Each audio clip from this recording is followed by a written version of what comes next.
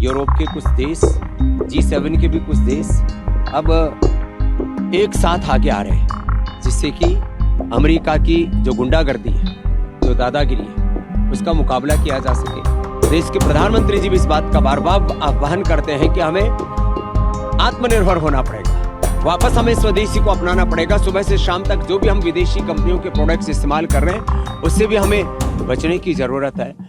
आपकी आवाज को सुनने आ रही है प्रभात खबर इलेक्शन एक्सप्रेस। देखते रहिए प्रभात खबर इलेक्शन एक्सप्रेस। अमेरिकी राष्ट्रपति डोनाल्ड ट्रंप, जिन्होंने पूरी दुनिया पर टैरिफ यानी सीमा शुल्क का हंटर चलाया, अब उसी फैसले को लेकर अपने ही घर में घिरते नजर आ रहे हैं। जी हां, जो फैसला उन्होंने दूसरे देशों की अर्थव्यवस्था को चोट पहुंचाने के लिए लिया था, अब उसी की आलोचना खुद अमेरिका के अंदर शुरू हो गई है। अमेरिकी अर्थशास्त्री और व्यापारिक घराने अब इस बात को लेकर चिंता जता रहे हैं कि इन टैरिफ का उल्टा असर खुद अमेरिकी अर्थव्यवस्था पर पड़ सकता है। इस वैश्विक आर्थिक खींचतान पर पूरी दुनिया के साथ साथ भारत की भी पैनी नजर है और अब इस पूरे मामले पर भारत से एक बड़ी दिलचस्प प्रतिक्रिया सामने आई है और ये प्रतिक्रिया दी है योग गुरु बाबा रामदेव ने। योग गुरु बाबा रामदेव ने इस पर अपनी प्रतिक्रिया देते हुए इस अमेरिकी कदम को भारत के लिए एक अवसर बताया है।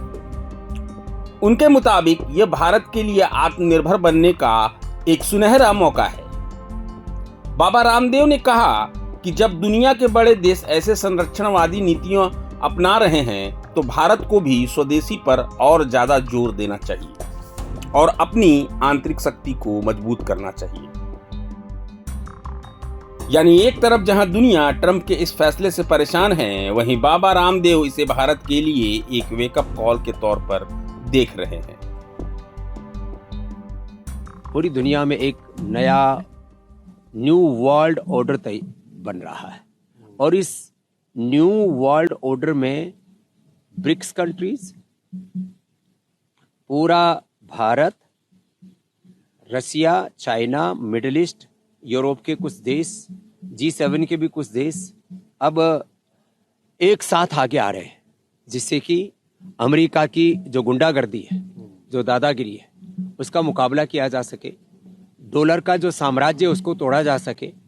इसके लिए सारे देशवासियों को एकजुट होने की जरूरत है। आज से 250-300 साल पहले एक कंपनी ने देश को गुलाम बनाया था, ईस्ट इंडिया कंपनी, और करीब 10 ताकतवर लोगों ने लगभग 64 ट्रिलियन डॉलर की लूट की थी। 10 ताकतवर लोगों और कंपनियों ने कुल मिलाकर के 200-250 सालों में 100 ट्रिलियन से ज्यादा भारत की आर्थिक लूट हुई और देश आज राजनीतिक आजादी के बावजूद भी आर्थिक गुलामी में, शिक्षा चिकित्सा की गुलामी में, वैचारिक सांस्कृतिक गुलामी, ग्लानि कुंठाओं में आज भी डूबा हुआ है।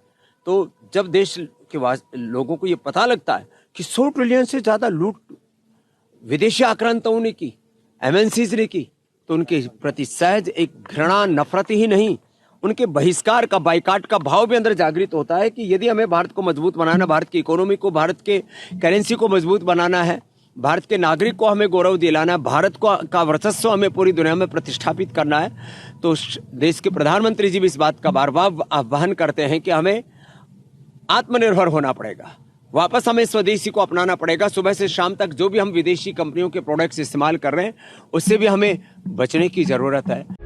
प्रभातखबर.com, विश्वास वही, रफ्तार नहीं।